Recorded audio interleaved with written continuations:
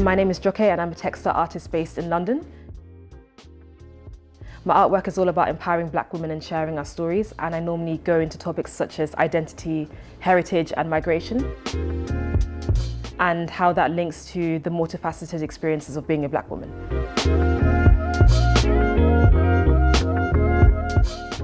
So when it comes to the process of my artworks, it normally starts with a conversation, whether that's a conversation with myself or a conversation with those around me. And it's all about wanting to find a kind of like a general statement that can kind of embody what that conversation was and to make it accessible for others to understand as well. So I have an art piece that says, "You are grounded, your roots are deep, you will not fall over." And that's an artwork that I actually made back in 2019 when I was speaking to my friend Holly, back at uni when I was really struggling studying art and English literature at university. And she spoke those very words over me when I felt like giving up, honestly.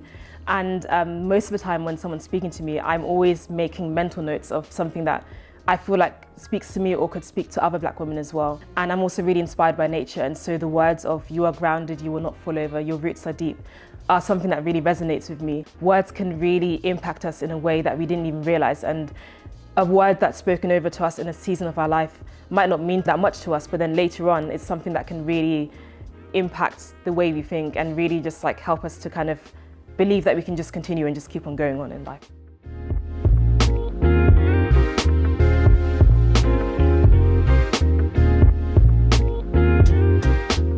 When it comes to the materials in my artwork, I predominantly work with Hessian fabric and red yarn. I used to look at red and see like a stop sign or a sign that's like a warning sign, so something quite negative. But then I thought maybe we can change the way the red is being perceived. So actually it can be something that still demands to be seen, demands your attention, but also can be something that can be quite uplifting and empowering as well. All my original work is in this color actually. But this one has actually, some of my work does change color over time. Even the Hessian as well. So with this piece, the standing despite it all has, I don't know what happened there, but I don't know if you can see, like it's this colored here. But I actually quite like that, like it kind of shows that it's been alive for a long time. It's been through a lot. When it comes to the Hessian that I use, I was really interested in the transatlantic slave trade and this idea of migration. And so when I think of Hessian, I think of coffee bean sacks or potato sacks, and this idea of how they're like commodities that are so easily shipped overseas. But then when you're looking back at the transatlantic slave trade, when you're looking at the Africans who were enslaved, this idea of how we were almost treated like objects as well and transported so easily overseas, like we're nothing and we don't have our own stories. So this is me kind of reclaiming our narrative, reclaiming our stories, and taking a fabric that's so humble and so raw and so authentic and putting it on a pedestal and stitching words of encouragement and empowerment into it, because that's kind of, again, me kind of reclaiming the power that we do have and showing that something so powerful can come from a people that was so overlooked as well.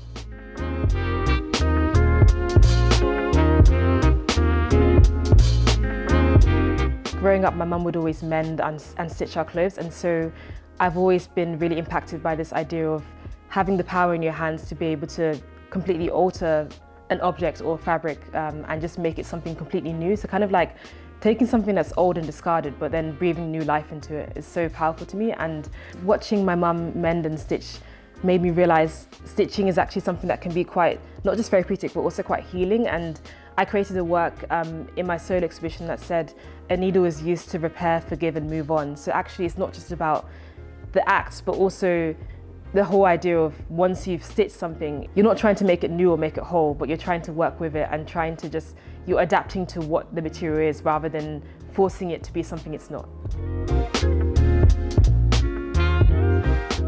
So when it comes to the sculptural work that I make, I was always really interested in organic forms. So this idea of, again, linking back to nature.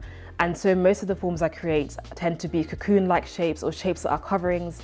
And it's this idea of when you're inside that cocoon, the metamorphosis that happens to a caterpillar. So it's developing and growing and evolving.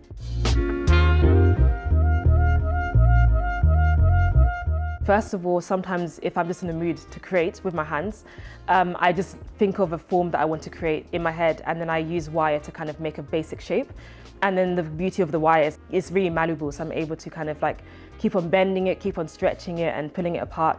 So it's almost like it's growing and it's never really in one state. Like even when it's done, I can still kind of bend it into another shape. So when it comes to the next process in making the cocoon shapes, I tend to use the coiling technique where I use red yarn and wrap it around the wire. And that's something that's also a technique that's used in Africa a lot as well. So that's kind of like me linking back to my heritage in a sense.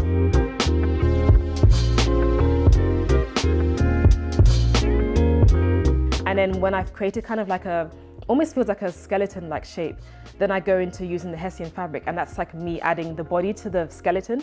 I'm able to add different layers to it. Some layers have rips and tears, some layers are just whole and just perfectly blank. And the idea of creating all these layers is this idea of linking back to the human experience and how we have all these layers, and we have, you know, as we're traveling through life and we're journeying, you fall over, you trip up, you collect scars and wounds, but we still get back up again and we still keep on going. So this idea of, I guess, experiences, but then keeping on going and making sure that they're on display as well. So my idea with these cocoons is wanting to reflect the human experience, and that it's not perfect, but the flaws that we experience aren't something that should be hidden, but something that should be put on display as well. What I really love about clay is the way I get to use my hands in a different way. So with stitching, it's all about going in and out, and it's that constant repetitive movement. But with clay, especially when you're working on a wheel, it's this idea of you have this object in your hand and now you're able to form it exactly the way you want it to. And any small movement can make a big change. And it just kind of made me realize we can so easily, you know, create something big and impactful, but at the same time, we can so easily use our hands to knock something down as well. So when it comes to clay, it started off with just it being very therapeutic for me as well. Like, it wasn't something that I wanted to bring into my art practice. It was just me kind of like having moments to switch off and just create for the sake of creating without there having to be even an end piece. Like, a lot of my pieces ended up just being recycled and then I can use it again to make something brand new. But then I realized actually I love the way clay can link to Hessian and this, like, how when the two materials come together, what does that look like?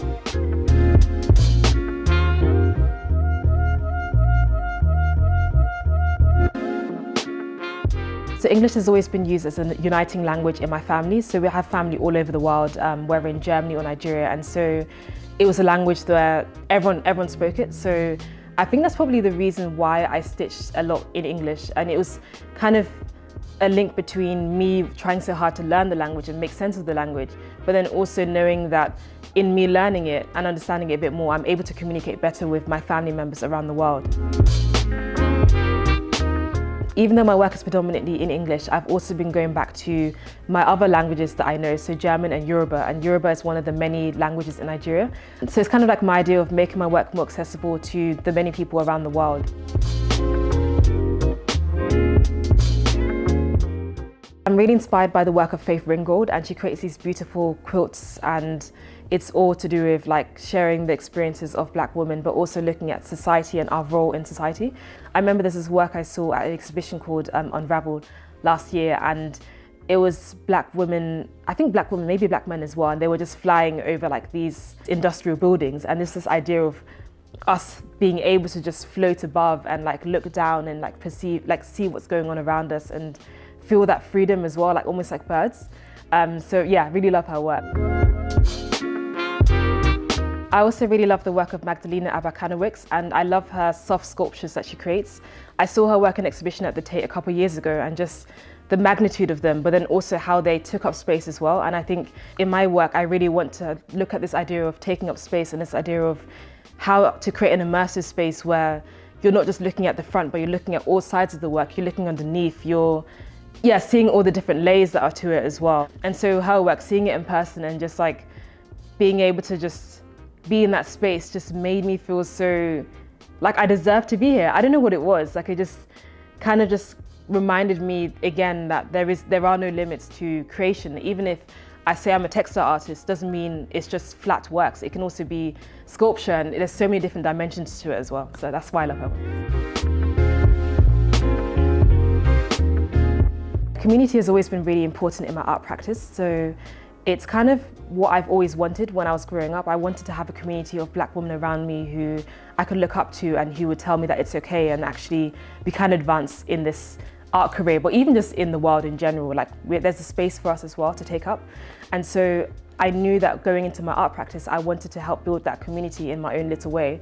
And one thing I've always really wanted to do is collaborate with other Black women, and that's something that I feel myself going into a lot more now in my art practice. In upcoming projects, I'm actually looking into creating a larger tapestry piece where there's a lot of us Black women who are able to put almost like an imprint into the fabric themselves. And I've also created works in the past where collaboration is solely from me listening to the story of a Black woman and then stitching that into the fabric. Another way I really love to kind of build community is through my workshops that I run as well. And the reason I run the workshops is because I want to bring people together, and I think so many of us have so many fascinating stories, and a lot of the time we're in spaces where we have to listen to others and listen to their story and their way of doing things, but then realizing internally that the way we think or the way we experience life is so different to everyone else around us, and especially in the arts sector as well.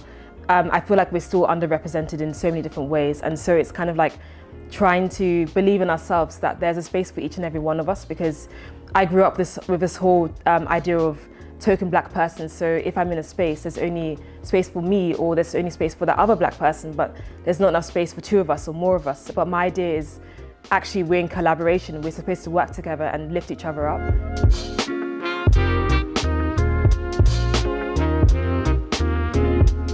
The more I got responses from other Black women who were saying, oh, I was also born in Germany, or oh, I live in France, or I live in Norway.